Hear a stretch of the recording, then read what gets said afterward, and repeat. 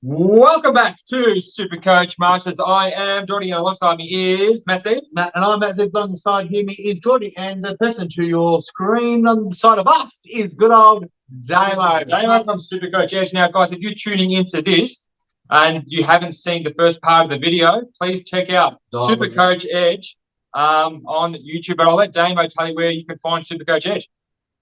Yeah, thanks, boys. Thanks for having me first off as well. Apologies that Liam cut my offsider, my goose to Maverick that I call him.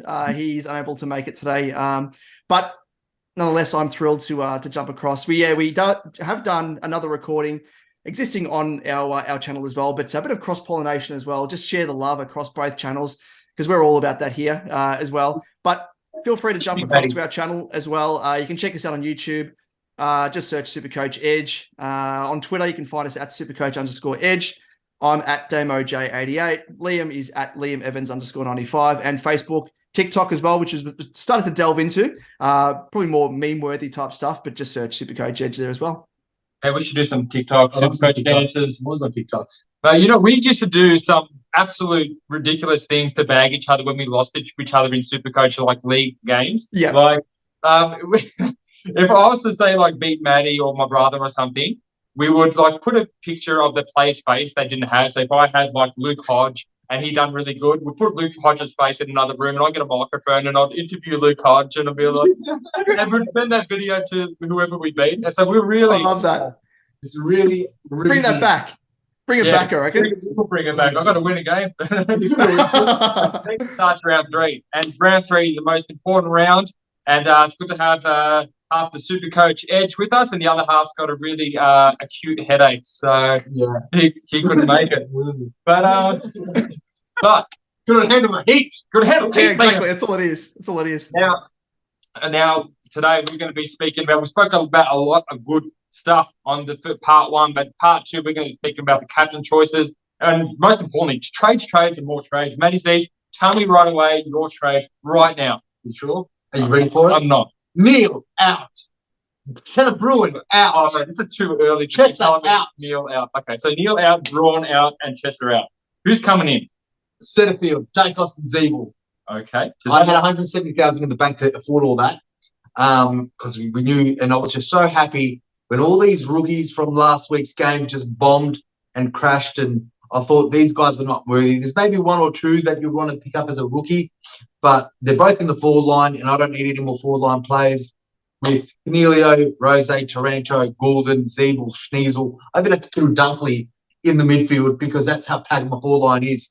So the money needed to go to Setterfield and the Dacos back, and I'm wrapped. Matty, don't end up leaving the table again. Now, can I ask you a question? Yeah. Now, why wouldn't you get rid of Neil instead of Doherty? Because a lot of people right now are thinking you're stupid. Oh, sure. That's good for anyone else. Like my master strokes in SuperCoach, it's above you. I've got Tom Mitchell. He's a top 8 midfielder. That's just ridiculous. What do you think of that? What do you think of Tom Mitchell trying? What you started with him? He started with him. Yeah. Yeah, I don't think he's going to be a top 8 finisher personally. Me, Matty, he's going to be on the cusp. We made a $200 bet. He's thinking that Tom Mitchell is going to be a top 8 midfielder. I heard some really good info from someone I know. Is it me? Yes. That Tom Mitchell has been playing with the sore back round 1, but getting better, and it shows in his price. And he's just, I'm just excited for Collingwood. And so Tom Mitchell right now stands as a top 8 midfielder if you take out all the DPP. So Matty's currently winning the bet. His only hope is if Tom Mitchell goes down with an injury. Let's get injured, Tom Mitchell. Now, as much as I'd love for that to happen, Matty, if you had a 4th trade, how would you go about it? And what would you do? Josh Bruce in. Josh Bruce in? Yeah, Josh Bruce in for, I don't know who, maybe Nick Madden, because I want some cash generation. And Josh Bruce looks solid down back. Then eventually gets the DPP. I'll have 3 options of the DPP with Zeeble, Sheasel, and Bruce. Can all help out in the back line, which will be... And that back line will need heaps of help. Well, no, not your one, but my one, definitely. Oh, yeah. Damo, your trades, mate. What do you got for us? So who you categorise as the most important must-gets of this week? Well, I'm kind of toing and froing between just talking. I mean, the one of the most traded in plays is obviously that shiny new toy, as we referenced him over on our channel, Nick Dacos. Everyone's just running out to grab him. So I'm kind of torn between him and LDU, because at the moment I've got Jack Steele, and I don't know whether or not I should trade down to LDU. That'll afford me a little bit of extra coin, or I could go for Dacos, but it's going to leave me a little bit shallow in the midfield. So I think structurally, I'll probably lean towards LDU and use LDU as a bit of a pod, and Dacos not having him as a bit of an anti-pod because his ownership's going up. So I might try and use as a bit of leverage. Outside of that, I'm thinking of trading Chesser out to Chandler. So, I mean, that's sort of offset in terms of price there. But Chandler, I see he's got negative 93 break even, going to make us a fair bit of coin. And then Setterfield, who's I think a must-have, regardless of where you're at. He's going to make 120K over the next 3 weeks, potentially 4 weeks. But I'll need to trade Hopper at the expense in order to do it. So I don't know. It was either like Hopper or Callahan. Callahan, I fall short by about 7K. And I just think Setterfield, I can see his output continuing on par with Hopper. And I see him as a better stepping stone compared to Hopper. So maybe a little bit sideways, but I've been fortunate in terms of the number of high-quality rookies that I've got. So a bit of a risk, but I'm going to take it, I think. Dave, I don't know how we done a whole video. I didn't even know those are your plans. Okay, well, I'll tell you mine. So I've got 2 set in stone trades. One is still up in the air. Number one is I'll go with Jack Steele owner, and I already have Setterfield. So I'm going Jack Steele to Warple, because Warple's blown under the radar of a lot of teams. He's in 19.2% of teams, and everyone's prioritising all these other players ahead, in which they probably should. But for me, Warple, someone who's averaging 98 for 300K, it's a no-brainer. Because I have Setterfield, I got the luxury of being able to get in Warple. That cash is going to go into either Chesser or Liam Jones to get myself the shiny new toy Dacos. I've had Dacos as an anti-pod for 2 weeks, and that's been 2 very, very, very, very bad weeks. And luckily, Setterfield's picked up the slack. So I'm going to get that Dacos in. I'm keeping Doherty because I really don't want to go any more lighter in the back line. Now, their last trade is really up in the air. It depends on what the Thursday night's games, because I'm loopholing Wilmot. So Wilmot as an emergency. I'm loopholing Oscar Baker, and I'm loopholing Josh Bruce, and obviously loopholing Bont as vice captain. So all that's going to determine what I do with my last trade. Obviously, Hopper's out.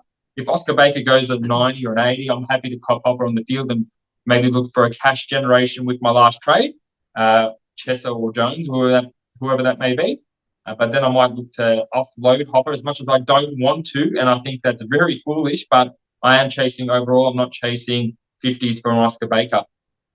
Fair enough, George. Matty? No, I like that. So you're loopholing Josh Bruce because you've got Brady Galea and Madden. So, they play first up, so you can do that. Who you Wilmot with Chesser? So, look, it all depends on the team. Assuming if he gets a game. If he gets a game, you're stuck. You're not loopholing anyone with Chesser on the field. I like the idea, George, of you trading out Chesser and not Liam Jones. That will leave me no money to upgrade Hopper to a Darcy Cameron. Exactly. And so depending on Baker's score, it's a 50. You're going to do Hopper for Cameron as your last one.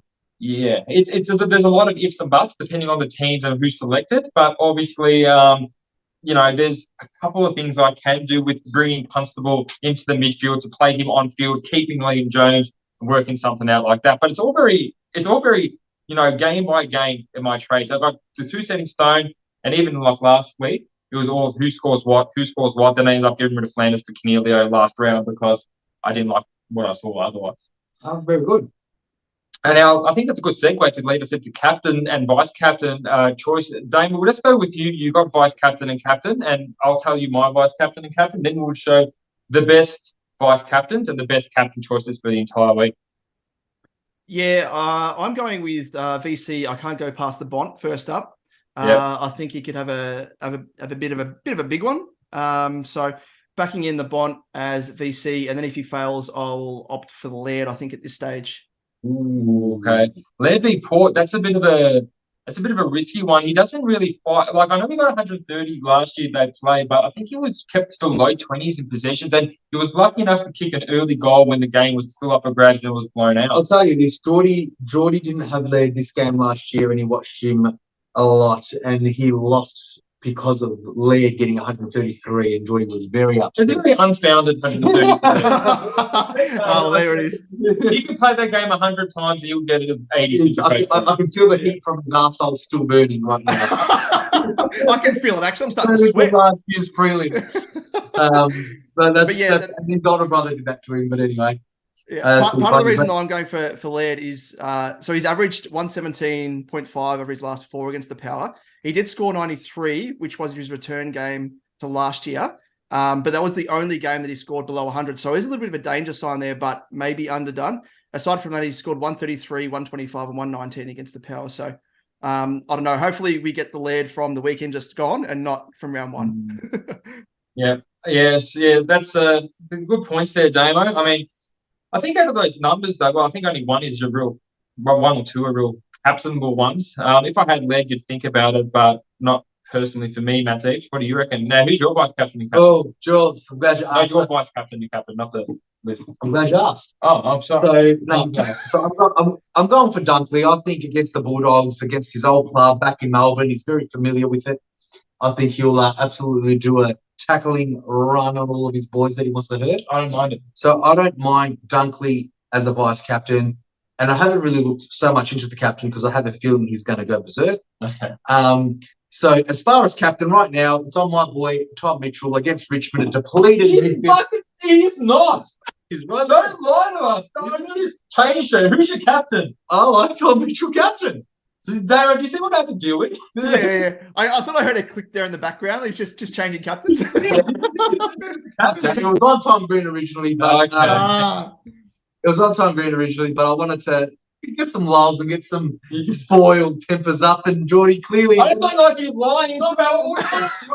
Stop lying to our audience. I'm angry. I just need to tackle. So much, man. So on that note, George, who's your vice captain? it's the Bond. The Bond and nothing but the Bond. Because the Bond, on any given day, no matter how bad he plays, champion data will do things to him. He's already on 40, by the way. Huh? His Bond right now is already on. He's already on 40. He's already on 40. He's put on his Guernsey, and that's it. He's on 40. That's what I'm going for vice captain. And champion data are put on a lipstick as well, just in preparation for Bond. Look, the Bond owner, I'm pretty happy about that. But for captain, I'm pretty sure I'll be going with probably Tom Green against the Blues. I don't think the Blues play a really tight brand of midfield accountability. I would like to see Tom Green there. I think they had Ginby running with him, and he's still done pretty well. So I'll go for Tom Green. If I could go Dunkley and Bont, I would, but not to be. So I reckon Bont, and I reckon Bont will do pretty good. There you go. Well, let's talk about everyone else's teams or everyone else's players, vice captains, as far as what I believe should be number one, the top 5 or 6 vice captains. George, we want your input too, Damo. So Dunkley and Bont, Neil, I think are good vice captains with English. So I reckon there's about 4 good. Yeah, that's in order. So vice captains, we think of the best vice captains are probably Dunkley. Well, you think Dunkley number 1. Yeah. I think Bont number 1. Yeah. And then Neil, Tim English, LDU against Hawthorn, and then even sneaky Nick Dacos. Why we say these vice captains is because, of course, a lot of the players will have a Nick Madden on the bench as that 0. So GWS plays around Saturday afternoon. So there's about 3 games you can pick from to get that vice captain, unless you're going to hold Chester, which if you're serious about SuperCoach, I don't think you should, especially if he's dropped.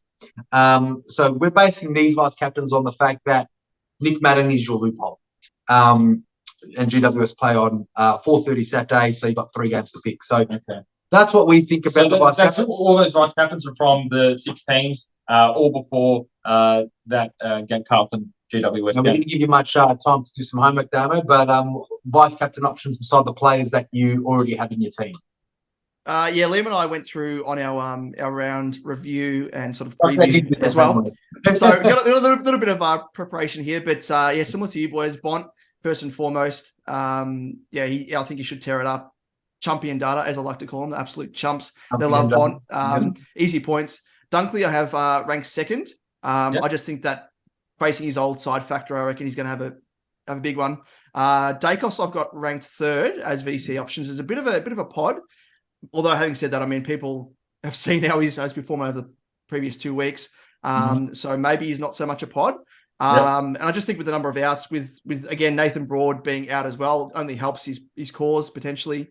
Because just in terms of options, Jaden Short options to clamp down on him maybe. But having said that, just on a numbers perspective, Richmond is only a 2-game sample size, but have been the stingiest side for points to opposition wing defenders, which Dacos would be classified. So maybe he's due for a downer, but I think with the number of outs that Richmond have, I reckon he's going to have another blinder again, or thereabouts.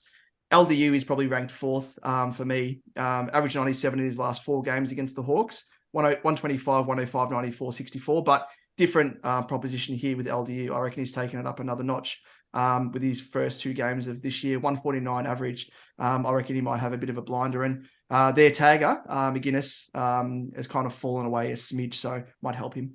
Amazing. Love it, Damo. And I said, all the guys watching, go to SuperCoach Edge, subscribe to them. They got some great... They're always prepared. Always got good homework. I love that. I thought I was going to catch you off guard there, Damo, but no. Almost. I love it. People that do their homework. I love it. I hate it. Now, the best captain options or every play, considering if we had every single player, we're the best captain options around the ground. Clayton Oliver. Number one, I 100% agree. I think Took Miller is due, although he had against Geelong's depleted midfield. They're looking old, they're looking tired, they've got young bloody, but I don't think no one's going to stop Took Miller from getting the ball.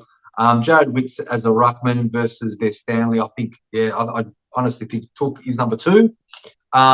Green and Merritt equally, I think, for number 3, number 4. Merritt against St Kilda. They're not going to have much ball winners in the midfield now that Steele's gone. So Seb Ross being their number 1 midfielder there. I think Brad Crouch would be number 1. Oh, well, yeah, okay. Yeah, but he's not so much he's more of an uncontested than a contested. Yeah. So I think Setterfield should be in there. I reckon he's going to tear it up. They take some big bowls to put to a captain. I tell you that much. So they're our 4, I think. So Oliver took Tom Green against Carlton. And Took Miller, he did have a leading game, 15 or 16 high clangers last week. That was a record. And the next highest for Gold Coast was 4. So I'm not expecting Took Miller to turn over the ball that much. So Took Miller owners, he's a great captain option, and I see some people trading him out. I don't recommend that. Definitely not, especially in the Gold Coast against a depleted Geelong slow midfield. That's Gold Coast or Heritage Bank Stadium. Damo, who's your best captain options for the round? I'm going to go with Rory Laird's kind of up there, probably self-explanatory, taking out his shit score from round 1 just against Port. And then I think overall probably Clary. He'd probably be the one that stands out, averaged 119 in his last 4 against the Swans. He's had scores of 134, 125, 130, and he's had a bit of a downer, 87. But all those, like 3 of those 4 scores, 100% captaincy scores. One from left field, though, and this one is super left field because a lot of people will be trading this guy out. And I'm thinking about it. Sean Darcy, Hodor. So he's facing West Coast.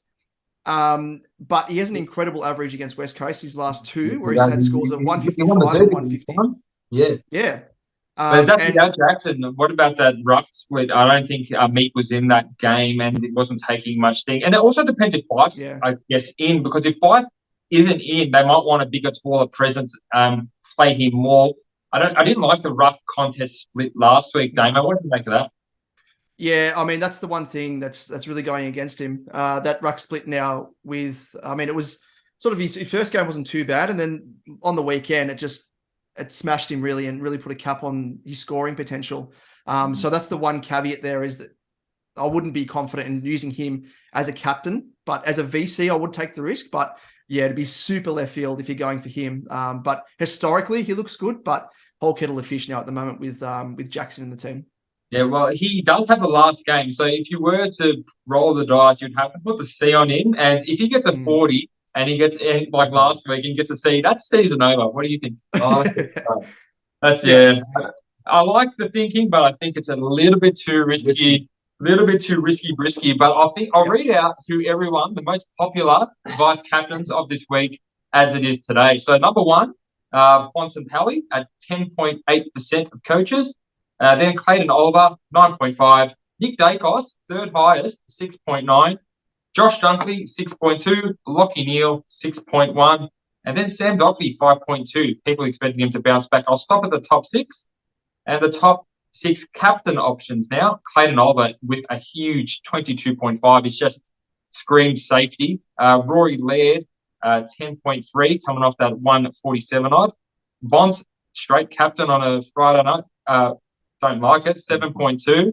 LDU, 5.4. Nick Dacos at number 5 at 4.0. And Tom Green at 3.4. It feels like a lot of people are just looking at that points and they feel safe putting that nice orange C on 150 or a Nick Dacos 140. So, yeah, a lot of those left field ones are quite looked at commonly by the SuperCoach community. Guys, what do you reckon? I think, look, it's kind of hard to judge on what you're looking at there because, Doherty and obviously people haven't had their look to muck around with their vice captain and action. So how well, they've got the C on Doherty. If there was the VC and it was up there, you could say that was from last week. We're talking about Pont being captain on a Friday night. Some people don't do the pops. There is a fair amount of community. But there's a good chance they haven't changed their captain either. Well, then they're not competition anyway if they haven't picked with their team yet. So well, there you go. But no, look, all in order. I think it's going to be another great week of footy. George, what do you want to talk about next? You want to talk about the most traded out players, Matty. Who do you think should be the most traded out? Well, ranking 1 to 10. Okay, so say if we had every single player in the comp, who would you be number 1, number 2, number 3? Let's go up to 10. Who are the most? Let's get these guys out of our team. All right, so you've got 3 trades this week. If you've got Gawn, Steele, 100%. This should be the one. No one should keep Gawn and Steele. No one should be keeping Gawn and Steele. For me, I think this is a money-making round. Chessie is not making money. He's potentially going to lose money if he gets another 20. So, I think Chesser should be out. Braun should be out. Fife should be out. Fife at number 5. Yes. Number 6, Flanders. Flanders needs to be gone. If you got Dusty, get him out. He shouldn't be in your team in the first place. Now, Sam Darcy, real hot on him not being inside as a tall forward for the Bulldogs. He was a bad pick, and he's been atrocious since then. Got subbed off last week, and I know a lot of people did get him in, but yeah, that's never going to be a good pick. And I'll probably put Draper at number 9. Like that experiment is not working. Man, we said it. Everyone asks about what about Draper. He's averaged 72 his whole. Now Phillips is in the team. He's not a ruckman. He's not going to be doing anything. He's not a ruckman. Like he doesn't belong in the ruck. He should be a forward line player, and I think it suits him better as him being a forward line player. Draper being a forward line player suits him better than being a ruck.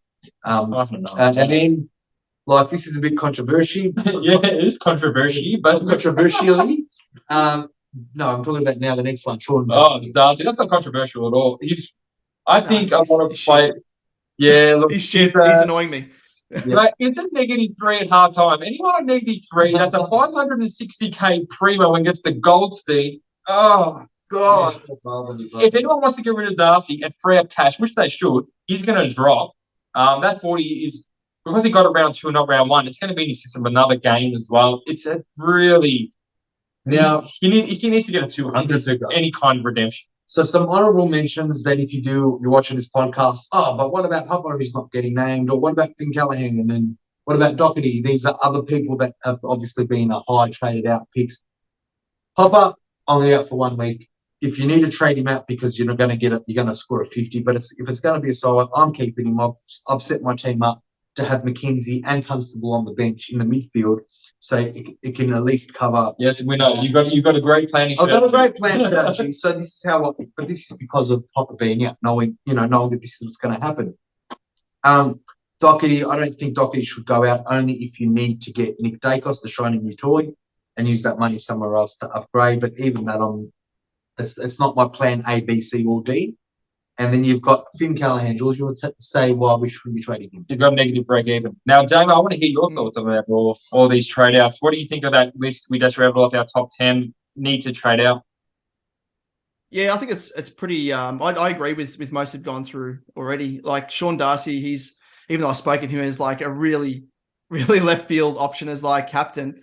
First and foremost, I've got him in my team, and we spoke about it on the other part of our collaboration on my channel, on our channel at SuperCoach Edge, with the fact that I was wrestling between Darcy and Darcy Cameron, the two Darcys, and went for Sean Darcy because I thought he was going to get the outright ruck. And then at the moment now he's just gone back to sharing it with Jackson. So if I didn't have other issues like Steele to deal with, he'd be out of my side. Like he just going forward, that uncertainty, because I think he needs that ample ruck time to actually score well enough. And he's not a forward, camped up forward. He's not going to score points that we want. So he, for me, would be on the outer, but he's got a stay of execution for 1 week. So we'll see how he goes against West Coast. Favorable history, so hopefully that pays off. But if he does get another, say, 70, is it too late to get rid of him? Because I think his cash drop would be quite significant. Like, is it too late to trade out Darcy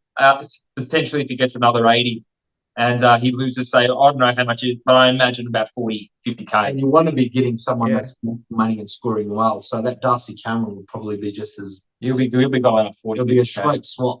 Yeah, almost. So is it too late if you wait a week on Sean Darcy? Is it too late to trade him the week after? Well, it depends. Yeah, like if you're in a situation where you can trade him now, I would probably pull the trigger for Darcy Cameron and at least bank around about 100K. But if you're not in a position to do so, like me, for example, there could be a bit of I think it's about, Darcy may drop around about 40K if he scores a touch under 90. And I think with Darcy Cameron, he could go up alternatively around about 40K. So there's an 80K differential. So you'd still be able to do that swap, which I would still execute for sure. But yeah, I mean, it gives you that little bit of buffer. Based on your vice captain choice or captain choice with left field, you're expecting Darcy to smash West Coast anyway. So if there's going to be a round that Darcy needs to perform, you need to if he's not going to perform this round, I think we know that it's not. Yeah. But then I think Darcy Cameron and Sean Darcy are going to be around the same price. Let's ask the Shrek owner, Damo, what score does Shrek need to get for you not to get him out next week? Well, considering he scored, was it 150, 155 across his last two? So what did he score? What did he score round one? So 96, which 96. Even then wasn't good. I'm thinking if he can score about a 120, that's probably the buffer. Anything below that, I mean, 110 maybe even, I might give him a little bit of leeway, but anything below that, definitely below 100, he's gone. Like I'm pulling the trigger. Okay. I think with the extra trades as well this year, you can probably afford to do so early on, even though Darcy Cameron, who would be my trade-in choice, he's going to be around about that mark to bring in, I think. Alternatively, if you've got the cash, upgrade him to English, but I'm still a little bit wary about English and the issues that he's had with his body. But yeah. All right, that's thanks for that one, Damo. So that was the traded out players. Tell us, if we had no players in our team at all, who are the top 10 players that we'd want to get right now? We'd want to get in? Yes. Tell me them, mate. Okay. So if we're starting a SuperCoach team right now, ready to go. Because we can't cover everyone's individual team. So we've got to go from top to bottom if we had. I think equally, if you don't have Schneasel or Ginby in, you need to get them in. Ginby. I had someone complaining about the way you pronounce it, so I promised him that you wouldn't do it anymore. Ginby? I'm going to say Ginby from every time I think about it. And you're going to have to shame him, and I'm going to message him and tell him Ginby. I'm joking. We love our fans. Thank you. I'll do my best, but I told him we're not going to make any on Schneasel or however you say Cornelia. Schneasel and Kalingalo. Yeah, Kalingalo. That's how we say things, and that's how we talk. That's how we do. So anyway, trade him in number one. If you don't have Schneasel or Ginby, did I say that right?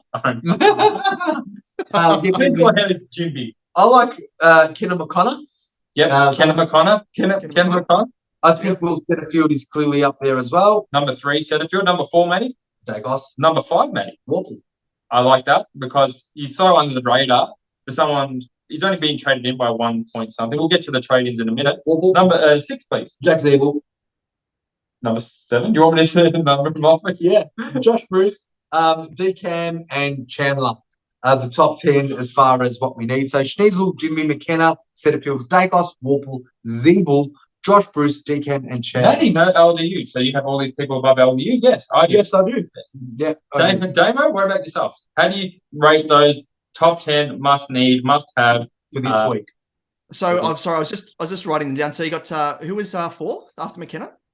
After the Setterfield, Setters, yep. Dacos, yep. And then it was Warple. Yep, Warple, Jay-Z, Bruce. yep, Jay-Z, Josh Bruce, Decan, Chandler. Sheasel 100%, yeah, Jimby 100%. Everyone should have both those guys. If you don't, get them in for sure. McKenna as well, yeah. I think he's scoring well enough to be on field, which a lot of people already have him as. Going to be a good, McConnor. McConnor sounds like Madonna. Is he just a one name basis? Setters, yep, I agree with that. Fourth spot, Dakes, fifth, yep. Warple, I'd probably have him behind Jay-Z. I reckon he's more. I just see him as more of a reliable option anyway. But then I'd just probably switch those two. Bruce, I'd probably shift down behind D Cam. I can see Darcy Cameron being potentially a keeper, which we spoke about on the other part of our collaboration episode on our channel. That was a good chat about D Cam. Everyone should go back and check that one out. It's a real just in terms of him now being elevated to potential keeper status as a F6, with Gawn now being injured, not getting the forward DPP. So I think he could fill Gawn's shoes there as an F6. So that keeper status potentially elevates him beyond Bruce. And then Chandler, who we spoke about again on the other half of that episode. And I've got him right up there, almost behind Jimby. So up there. Wow. That's like in terms of which we spoke about. What are your thoughts? What are your thoughts on Josh Bruce? Bruce I actually really like. I was considering starting him, but I was worried firstly on his job security. I didn't think he was actually going to start round one. And when he was selected, I thought that Liam Jones might have pushed him out because they play very similar roles. And then with Darcy Gardner, who I think is coming back potentially this weekend, again, might make him a bit expendable. But I like him, especially considering that he's selectable as a forward. He's going to get forward defensive DPP, so it provides that flexibility going forward into the season. And as a stepping stone, I think he's scoring well enough as well to make some bulk cash. So I like him. Yeah, it's probably a decent rating where you've got him. Absolutely. All right. Well, we'll see what the rest of the league's bringing in, because I think that our Lord and Saviour, Will Setterfield, is going to be the most traded in player of round 3, 2023. And rightfully so, because he's he's been brought in by 18.3% of all teams at bringing him in, putting his grand ownership to 23%. LDU's second most traded in player this week, 14% coaches bringing him in for a total of 20%. Nick Dacos, this is really surprising because 13% is a high number bringing him in, but 58% total at the end of round 3. Yeah, that's 40% of the competition is not going to have him. That's, I don't know. I think that's huge still. 12% are bringing in Chandler for a total of 21. Imagine that, Chandler at 21% that's a really common play. Now 11% for Decan, getting it up to 28.9. Jack Zeeble, 8.9% of teams bringing him in for a grand total of 13.5. And then with all the ruck carnage, you've got Tim English coming in, 6.4% of teams to bring his ownership up to 24. Now Schneasel, 6.3% of teams, all the way up to 74.7, fastly becoming one of the most popular SuperCoach players. And then rounding the top 9 off, Kenneth McConnor, 4.3% of teams bringing him into up to 55. We'll go for number 10 as well, since Brendan Cox is number 10. 3.6% of teams bringing in Brendan Cox, and number 11 is Noah Long, which I hate. We didn't get like 6 touches or something on the weekend, or Noah Long. Yeah, he played terrible. But he still got 68, and people are looking at the SuperCoach scores and bringing them in. Guys, what do you think of that? Of the list that of the SuperCoach community is bringing in? Look, yes, yeah. Look, they've got 1, 2, 3, 4, 5, 6, 7 out of our top 10 people to bring in. Mm-hmm. So the ones that are missing out of our top 10, that one that me and you did, is Cox, LDU and English. Yep. But we can understand it because Steele is obviously going to LDU and you know, Gorn or who else? Darcy is probably going to go to English. Brendan Cox, I reckon that will be the Doherty trade. You know, so that's the cash wave that everyone wants to ride. Yeah, the cash wave of getting that Brendan Cox in. So that's a fun ride. I kind of want to be on this part. Don't get sucked in. I'm getting sucked in. It's going to be like, 130. He's not. I don't know, guys. It's kind of tempting. Like, make a Facebook group called Brendan Cox Owners Only. We can make it the whole thing. I don't know. It's kind of tempting. You got to look at him and go like, man, imagine if he pumps out another 130. If he pumps out another 130, he's spending 150K. Yeah. Anyway, let's not talk stupid. Let's talk about all the players that. I'm glad you addressed that stupidity and stupid talk. You know what, Matty? There are worse options out there. Okay? I'm sure there's Tom Mitchell. Now, round changes. Moran, shut the hell up. Round. All right. The most kicked out of teams. 5. 9.8 the most, bringing his ownership down to 16.6, which is still pretty high. Campbell Chesser, everyone's listening to you, Matty, 6.9, but it's still in 44.3% of teams. Maxi Gorn's gone down by 6.8. Flanders gone down by 5.7. Steele's gone down by 5.4. Shrek Darcy's gone down by 5.3. Tanner Braun 5, and Doherty 3.9, and Finn Callahan 2.9. So they're the most traded out players. Anything you don't like there, mate? Probably Sean. Did you say to see you go down? He was number 10. So yeah, Paul Francis is getting traded out. Probably get him out. They realised. You said, what have I done? Yeah, well, look, based on that, 5 kills on the list, Chester's on the list, Gorn. So 1, 2, 3, 4, 5, 6, 7. Yeah, pretty much everyone's on the list except for Callahan and Horn Francis and that's just funny. Doherty. I can give Horn Francis the pass because 4,355 people in SuperCoach are just absolute fools because they're trading out Horn Francis because they probably brought him in to trade him out. Yeah. Like he's averaging 90. Yeah. I mean, Port Adelaide just had a big loss. Like, wow. I can't back you up there, Geordie. So you think he's a good trade out, do you? I think he's a trade. Okay, but we're not talking about that. Is he a smart trade out? If you had him in your team, would you be trading him out? If you can get a Zebra for that price, probably. You're a dickhead.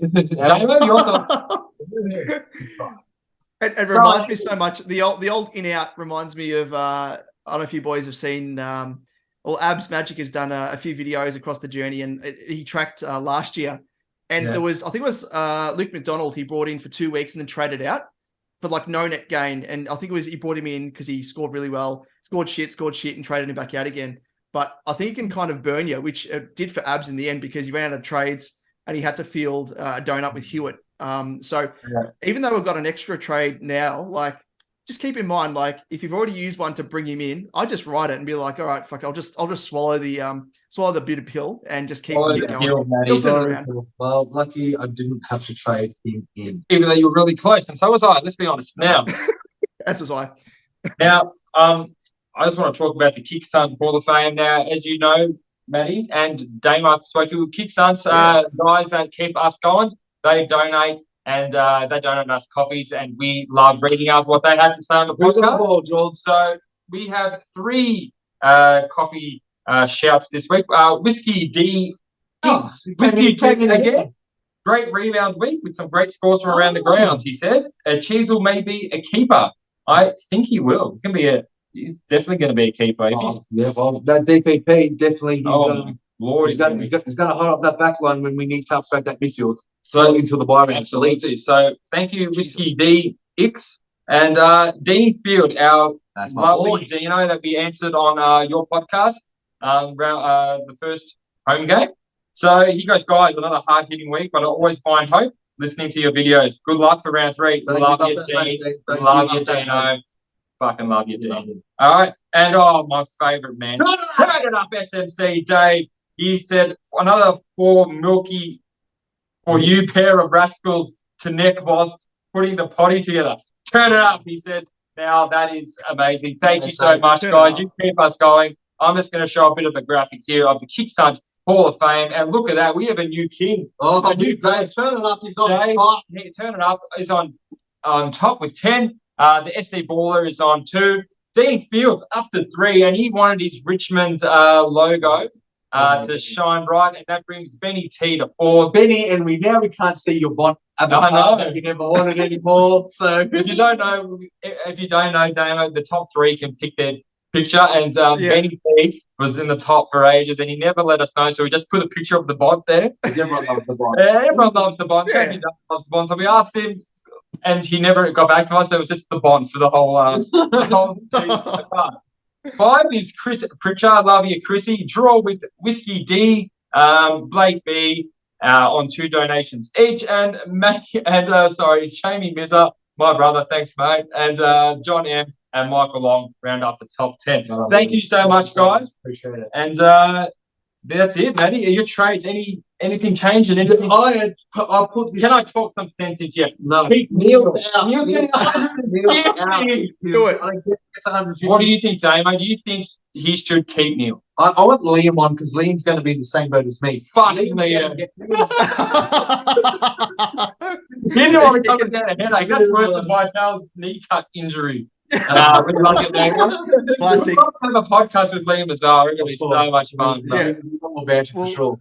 Yeah, exactly. He's usually the one to rein me in, but I've been quite composed. You guys have almost outdone me in terms of looseness, so that's an achievement. But I'll keep it level. I'll keep it level. But I reckon some level headed. Some in this place. We need to start them with a level head. You know, but it's going to be all right. I can see the reason for it though. Like in terms of getting rid of Neil, if you don't have any other options, I reckon if I was in your shoes, I'd be trading at Neil ahead of Doc. So you put a Carlton hat on. It's clear the reason why you say that. He had one bad game, Doc. Neil has been getting 25, 30 touches, and he still can't break. He's averaging over 98. His break even is 100. Neil's break even is 188. He can get that in the third quarter. He could, but it's not going to be for my team this week. Okay. All right. Well, that's it, guys. You got any questions, chuck them in the comment section below. And again, if you're watching and you've seen Damo for the first time, he delivered some great potties, head over to SuperCoach Edge. Damo, again, where can we find you, mate? So jump across on YouTube, just search SuperCoach Edge. We're trying to drive up to, we're just stagnated around about 632, I think it was, subscribers. We're going great guns. It's not enough. Exactly. It's not enough. But no, we're grateful for anyone that subscribes and watches our content first and foremost. But yeah, very strange how I stagnated. I reckon YouTube I reckon they're making us pay for YouTube. What is it? RedTube, whatever it is, or that's a different thing, I think. RedTube is a different thing, Dave. Bit of a Freudian slip there. I thought that was like a cat toy in the background. It must be a sex swing or something. You've got me. You found me out. That's an Easter egg in the background. Sorry, just over that way. Yeah, but you can check us out on Twitter. Just search SuperCoach_Edge. I'm at DemoJ88. Liam's at LiamEvans_95. And on Facebook, just search SuperCoach Edge. And likewise on TikTok as well, which we're trying to fire up. And we've got a few different, because we're very big on our channel. A lot of banter like you boys as well, but a lot of pop culture references, a lot of Simpsons references because I'm a massive fan. So try and work in Simpsons references and gags with SuperCoach references. So all good fun. But yeah, if after some extra SuperCoach content, feel free to jump across and give it a look. You never have enough. Before I started the content, I remember I was doing gym sessions here, and I listened to you guys as well. So I recommend it, 100%. Oh, thanks, Jordy. I just wanted to ask you, actually, I remembered a question. You know the official SuperCoach group and the series SuperCoach page and the SuperCoach Addict page? I think I was the first people to bring it in. Oh, yeah, here's some information, follow us more. Then I noticed you guys started posting information to go follow SuperCoach Edge for more stuff. Did you get that from us? It might have been. I think I've seen you guys do it, and we saw, might have been SuperCoach Insiders. It might have been doing it. I don't remember SuperCoach Insiders. Just give us the credit. We'll give you the cred. All right, it was really fun, Damo. I hope we do it sometime in the year, and we both boost all of our audience's rankings, and more importantly, ours. Yeah, exactly right. And look forward to doing it as well. Like if you guys are keen to jump across to our channel again, we'll happily come across as well if you boys want any extra faces and you definitely passed the eye test and the fun test. The eye test. You look really good. You look good with those 6 toys in the back. I'll bring some new ones on next time. Liam's got a big performance to back up. Liam out, LDU in. Yeah, exactly. All right, Damo. Thanks heaps for dropping in, mate. And thank you Thanks, to all boys. you guys for watching us. We've had a fun collab. As I said, join part 1. Damo, Part 2. If you haven't already, go to SuperCoach X. God, All right. yeah, guys. See you guys. Whoa. Cheers. See us. Thanks, boys.